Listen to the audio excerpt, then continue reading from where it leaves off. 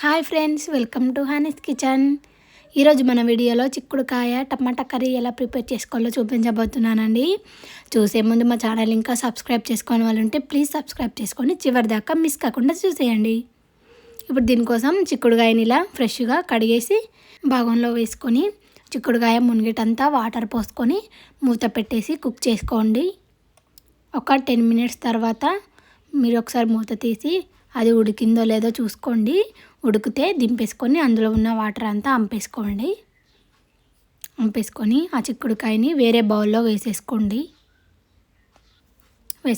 ఇప్పుడు దాన్ని పక్కన పెట్టేసుకొని అదే ప్యాన్లో ఒక 2 టేబుల్ స్పూన్ల దాకా ఆయిల్ వేసుకొని 1 టీ స్పూన్ ఆవాలు, 1 టీ స్పూన్ జీలకర్ర, 2-3 పచ్చిమిర్చి, ఒక సన్నగా కట్ చేసుకున్న ఆనియన్స్ వేసుకోండి. ఇప్పుడు దీన్నంతా బాగా ఫ్రై చేసుకోండి. ఇది కొంచెం ఫ్రై అయిన తర్వాత కొద్దిగా అల్లం వెల్లుల్లి పేస్ట్, ఒక చిటికెడంతా పసుపుని వేసుకొని బాగా మిక్స్ చేసుకోండి. ఇప్పుడు అవి వేగిపోయిన తర్వాత ఒక 2-3 టమాటాలు సన్నగా కట్ చేసి వేసుకోండి.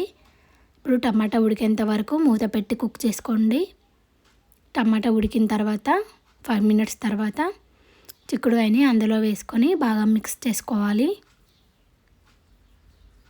ఇప్పుడు ఇందులోకి ఒక 2 టీ స్పూన్ల దాకా కారం వేసుకోండి. రుచికి సరిపడా సాల్ట్ వేసుకొని బాగా మిక్స్ చేసుకోండి.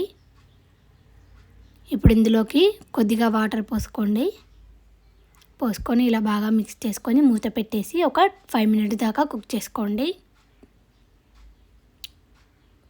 5 మినిట్స్ తర్వాత మూత తీసి కొద్దిగా కొత్తిమీర వేసుకొని బాగా మిక్స్ చేసుకొని ఒక 2 మినిట్స్ ఉంచుకొని దింపేసుకుంటే అంతేనండి, అయిపోతుంది. చాలా ఈజీగా మనకు చిక్కుడుకాయ టమాటా కర్రీ అని రెడీ అయిపోతుందండి. చాలా బాగుంటుంది టేస్ట్ మాత్రం.